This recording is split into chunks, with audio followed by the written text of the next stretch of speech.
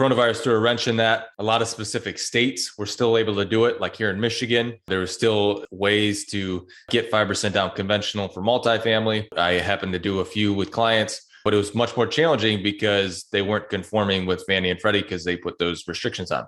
Well, they halted those. We don't know what that means yet, but it means that they're now working out a plan to continue that for the consumer. That spells good news for us as house hackers. Welcome to the House Hacking Success Podcast, where you'll learn the path to free rent and financial freedom through real estate. Featuring your hosts, Brad LaBrie and Drew Klingler. What's up, everybody? It's your host, Bradley LaBrie, and today I want to talk about the podcast sponsor, Rentometer. Whether you already have an established rental business or analyzing your first rental deal, you know that getting the rent right is crucial to lowering investment risk and optimizing your rental income. That's why the go-to source for rent data is Rentometer. Property investors and property managers rely on Rentometer because it is the fastest and easiest way to access quality rent data for addresses and neighborhoods anywhere in the United States. You can also research current local comps, trends, and property data. Don't take our word for it. Rentometer analyzes over 500,000 rents per month and gets rave reviews from customers. My property manager, myself, and my clients all use Rentometer anytime we are looking to purchase a new property to know exactly what we can get for our properties. Go to rentometer.com today to get your 7-day free trial and save up to 60%. Grow your rental business smarter with Rentometer. Hey everybody, thank you for joining. Real quick before we start the show, I just wanted to let you know that we have a free download available in the description of the show notes. It is the guide to house hacking called the House Hacking Blueprint. If you want to learn how house hacking works, go download that guide and you can start learning right away. Welcome to the House Hacking Success Podcast. I'm here with Bradley. We're going to talk about real estate today. So what's going on with you lately? Yeah, man, it's been a busy year, a fun year. You know, I've now bought more property this year than I have throughout my entire, 7-8 years in real estate. We just continue to add to our portfolio of flips and rentals, started the brokerage. We talked a little about that on one of the last podcasts. So, we're forming out our team here. We'll end up having 20 or 30 agents out of my office. And so we're building out the new building that I just bought. It's housing the brokerage, it's housing my construction company. It also has outdoor storage. So the outdoor storage pays for the entire building, which is one of the reasons why I bought it. So yeah, things are moving. Our construction company is really growing. We have 5 guys working for us full time. So services both our work, and then we do quite a bit of insurance work and things like that. So it's fun, exciting, but a lot of hours go into all the things we got going right now, and stressful as well, because trying to provide quality service to all of our clients and keeping quality at our buildings and stuff. It's been a fun year. Yeah, I bet. I mean, every time I call you, you're like, yeah, I just bought another house, doing another flip, just sold this house. A lot of action going on, and it's really great to see.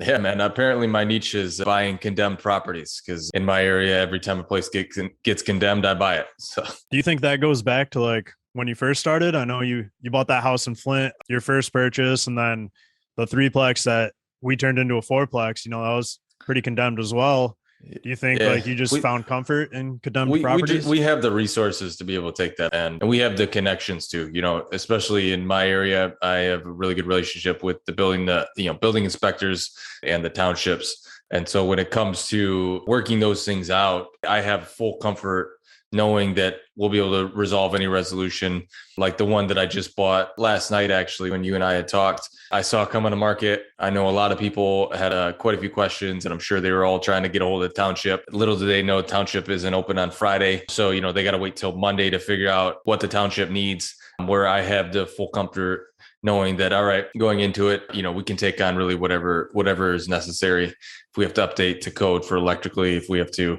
take on some plumbing, this place needs a full gut. Don't get me wrong. there's probably, I peeked my head into place and took a little lap around, and there's definitely probably bed bugs in there, and it's disgusting. But ultimately, for what we paid for it, we have resources to be able to make this a really nice rental.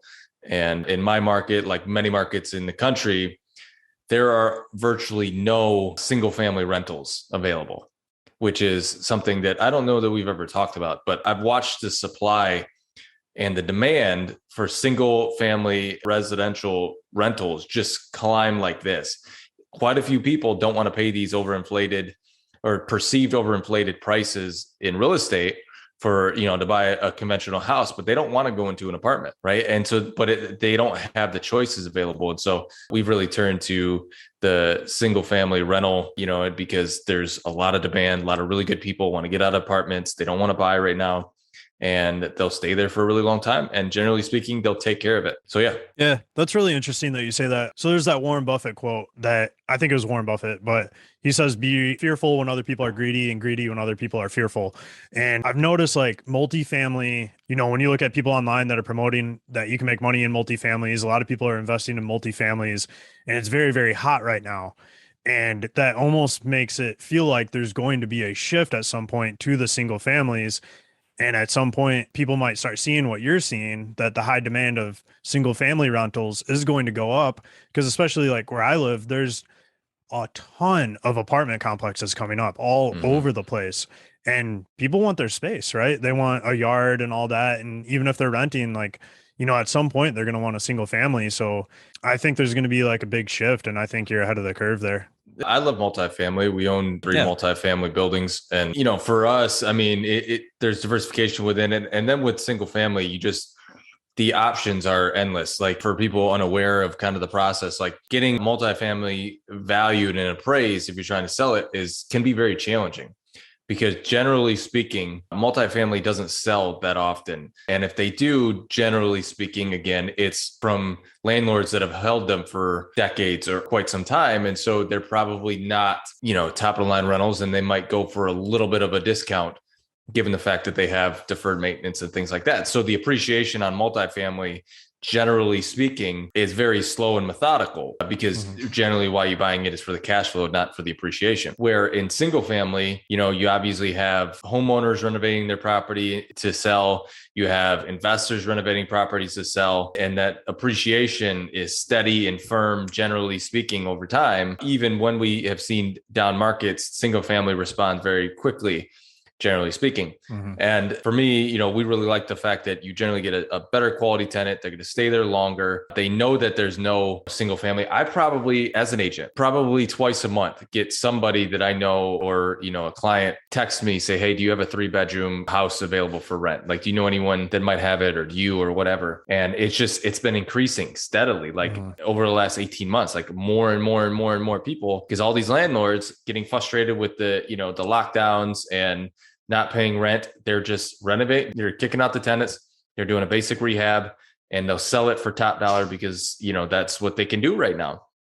And so all these properties are going back to homeownership, and there isn't the incentive to rent, because increasingly, especially in good markets, it's tough to find a 1% rule anymore. In a decent house in a good area for 1% rent to price ratio. Generally, now you're down in like the 0.6, 0.7 ratio in modest markets, like yours and mine, and most of the people listening. So, those are some of the factors. And I really like the single family niche right now. Yeah, absolutely. There's been a lot of rental demand too lately. So I don't know if we talked about this on the show or not, but I had a unit go up a couple months for rent, and I listed this on Facebook to start, just Facebook. I had 180 messages from just Facebook. Just my DMs were getting lit up from just that marketplace post.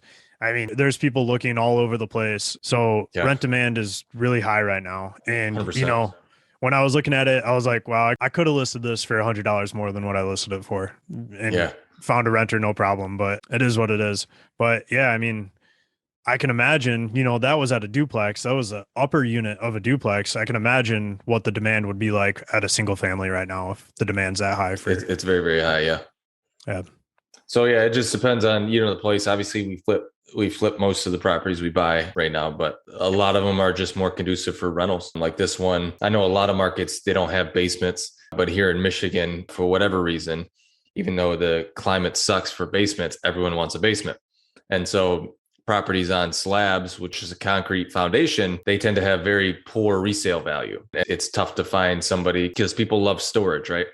So this place is on a slab, which is, fine for me. It works great as a rental. It means that all the plumbing and all that is generally either in the attic or in the walls, more accessible.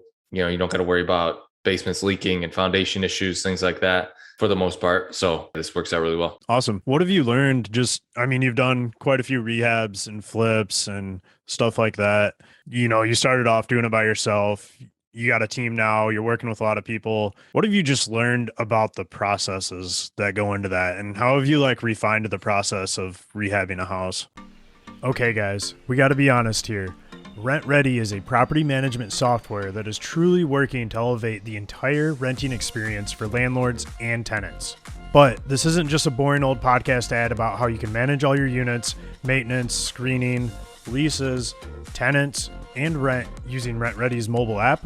No, this podcast ad is a secret because this month, RentRedi is releasing a game-changing feature that will save you a whole lot of time and headache when it comes to crunching numbers on your rentals. While we can't share it just yet, make sure you stay tuned to the House Hacking Success podcast for that surprise reveal.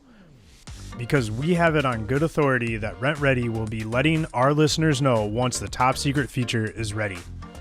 In the meantime, if you're looking to get started using RentRedi's powerhouse of a platform, get signed up and save 50% off any RentRedi plan using our special code SUCCESS. That's 50% off any RentRedi plan when you sign up using our code SUCCESS at rentredi.com.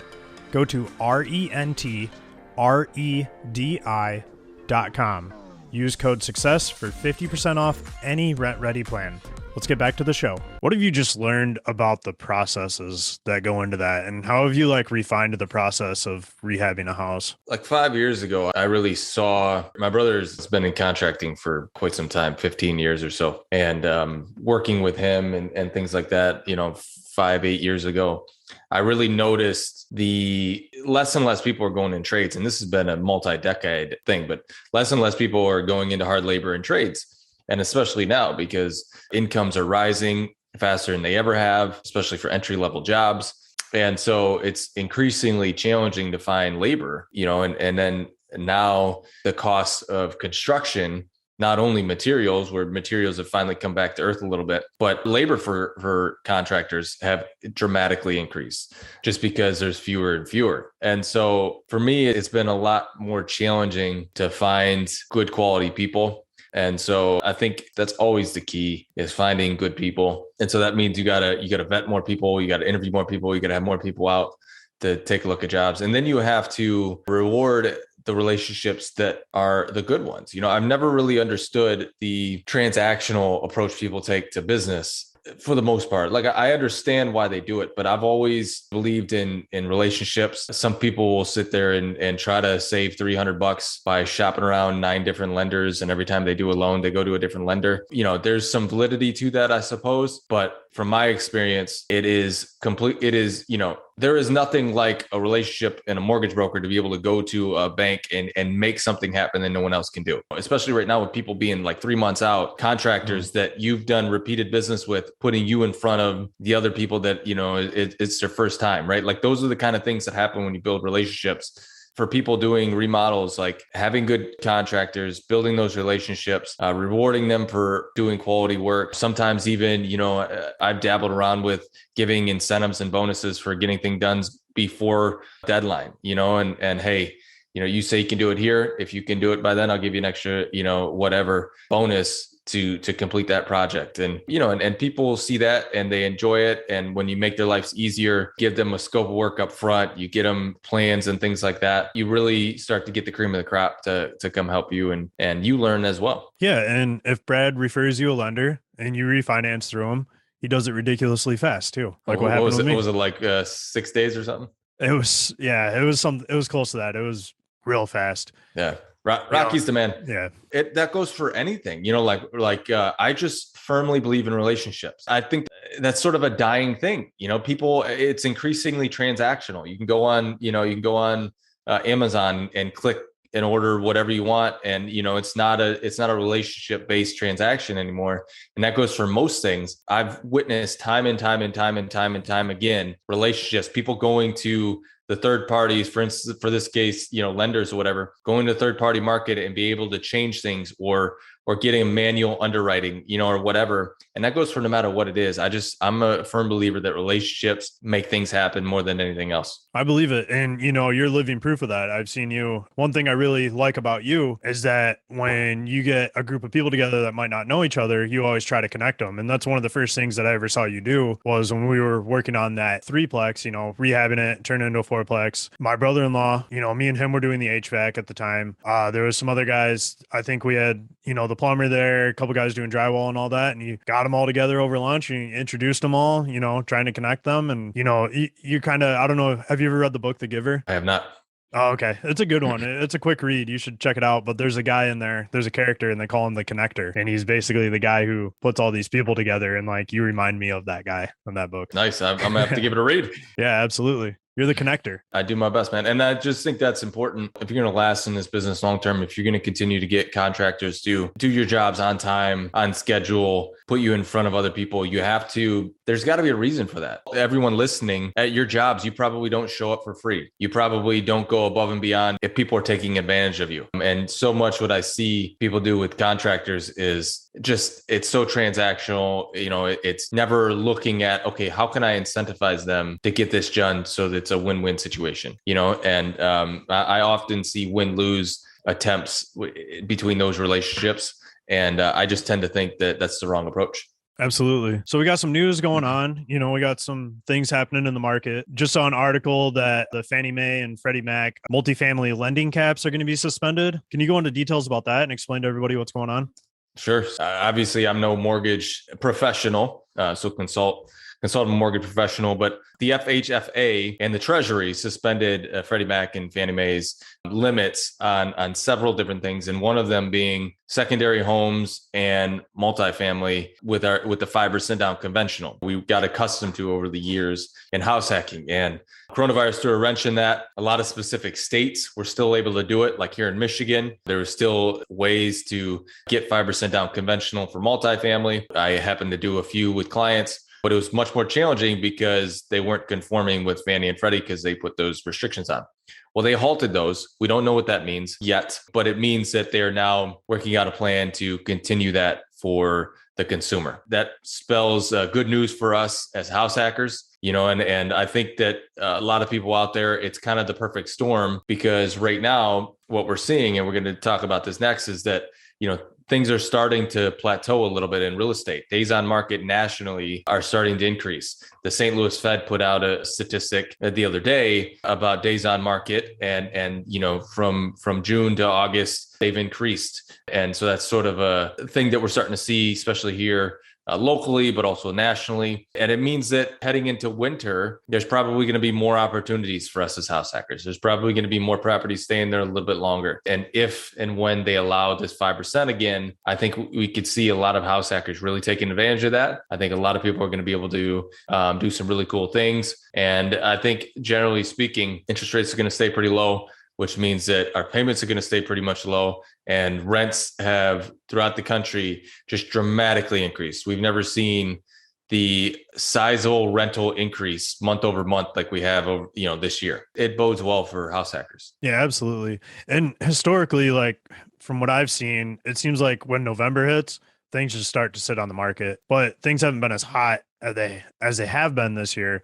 But when I was looking at the duplex that I'm in right now, like even a couple of years ago, I remember, so I ended up buying this one and I think it was like March, but I remember looking at some like duplexes and it was November, December, and they were sitting on the market 60, 70 days.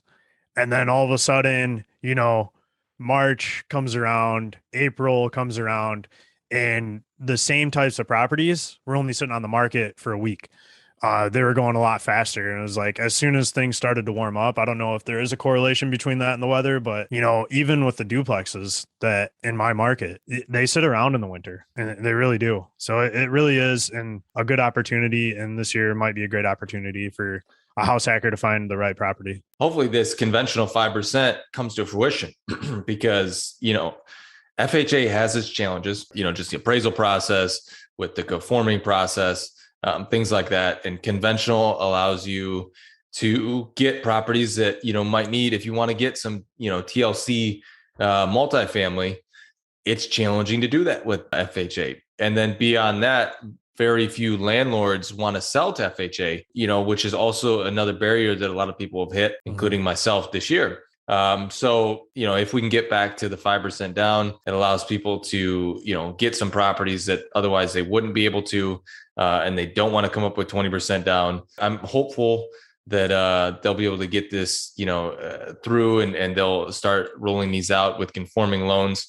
And, anytime we get any news or updates, we'll keep everyone posted. We'll probably even bring Rocky, my mortgage broker, on here to sort of discuss it. Him and I have been in communication this week about it, some of the things he's hearing and seeing. But yeah, it's, we're very hopeful. Yeah, I know if the stars align, that would be something I'd be looking into for the next property. I did an FHA on the duplex that I'm in right now, and the sellers weren't accepting FHA. So when they list like what they're accepting, FHA was not there. Most people were not accepting FHA. So we just had to write off the offer anyways and be like, will you accept an FHA? Here's the offer.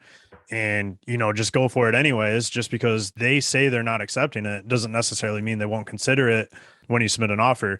But my strategy was I refinanced this house into a conventional so I could free up that FHA. But if this 5% down loan on multifamilies comes to fruition, that's going to be something that I'll strongly consider as well. Sure, for sure. No, I mean, it's very, very hopeful that we're able to get this figured out. Yeah. So if anyone needs any connections, if you need to find an agent, lender, doesn't matter where you are. We met a lot of people through our Instagram account and online through the podcast. We got a database of all these people that we know, the areas that they live. So if you need help getting connected to someone, just reach out. If we don't know someone, we're happy to make a post and try and find the right person. Just shoot us a DM. You can shoot us an email. If you go to our website, there's a contact us form. Just let us know if you need help. Yeah. Lots of investors, lots of house hackers around the country, agents that house hack, lenders that house hack. I think there's power in relationships.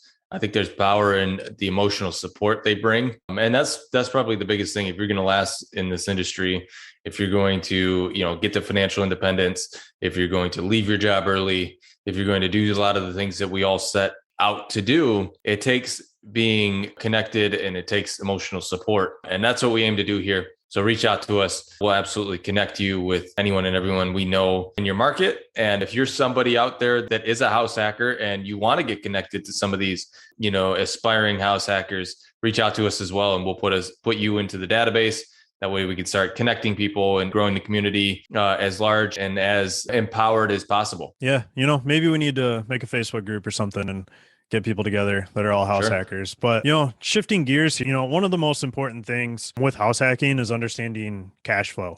There's two factors that really go into it as far as cash flow when you're looking at a house hack. The first perspective that you have to look at it is, what is the cash flow going to be when you're living inside of the property? Because typically you're going to have to live there for a year when you get an owner occupied loan. And then what is the cash flow going to be when you move out? Because ideally what the goal of house hacking is, it's not only to cut out your rent, but it's to buy a rental property for a low down payment. And that's why we use these owner occupied loans that are 0 to 5% down. So you can get into a property that's going to cash flow when you move out and put very little money down. That's why we love house hacking so much. That's why we talk about it. That's why we both started house hacking. But you need to be able to understand both of those factors. They're very important. So we do have a webinar coming out it's going to be completely free. Just go on our Instagram, turn on the notifications. Instagram is going to be the first people to know about it, but it's going to be how to calculate the cash flow on a house hack. And we're going to look at it from both perspectives. What is it going to be when you live in the property? And what is it going to be when you move out? And we have a very easy to fill in spreadsheet. You just type in all the numbers. You're going to type in your mortgage payment. You're going to type in what the potential rent is. This is going to account for vacancy. It's going to account for maintenance. And you're going to get a very accurate estimate of what that cash flow is going to be in both scenarios. For sure. And a couple of things to keep in mind, when doing these is there are going to be a couple of changes while you're living there versus when you're not living there. So generally speaking, once you leave the property, your property tax rate is probably going to be, and again, it varies a little bit around the country, but generally speaking, about 30 to 35, maybe even 40% higher annual taxes than they are when you live there, generally speaking. And that can vary again based on the unit spread and things like that, and how your particular county or state taxes a multifamily while you live there. But your taxes are generally going to go up once you leave. And also, generally speaking, your insurance will likely go up a little bit when you leave. And that can vary as well. Sometimes you just talk with both your insurance advisor and find out what your tax rate will be when you're gone. So that way you can sort of compare and figure out your cash flow numbers a little bit more accurately. But again, the 50% rule that so many people apply to this is very helpful.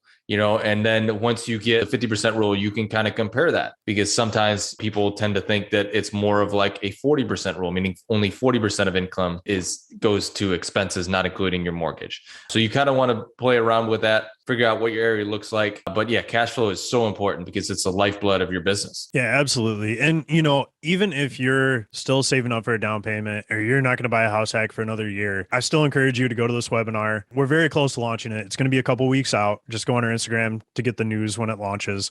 But I encourage you to go there and start learning how to analyze these properties and calculate cash flow immediately, because this is going to be pinnacle to you building a real estate empire. This is going to be what accelerates you and gets you moving faster, is finding the highest cash flow properties that you possibly can in your market. So start analyzing them and get very familiar with what kind of properties are going to cash flow in your market. Any closing thoughts? Cool. So wrap it up here, guys. We genuinely appreciate you all being a part of this community. Like we mentioned earlier, reach out to us if we can connect you with anyone, but we value your feedback. We value you just listening and being part of this. We genuinely believe in house hacking. It's radically changed both of our lives. It's radically changed hundreds and hundreds and thousands of people's lives around the country. And that's what we aim to do here. So any thoughts or feedbacks or people you'd like to have us bring on the show, reach out to us, give us your thoughts, and even topics that you'd like to get covered. Reach out to us and we will do our best to dive deep on each and every topic that you guys genuinely want to hear about. We look forward to hearing from you, and we can't wait to answer your questions. All right. Have a great day, buddy. All right. See you, Brad.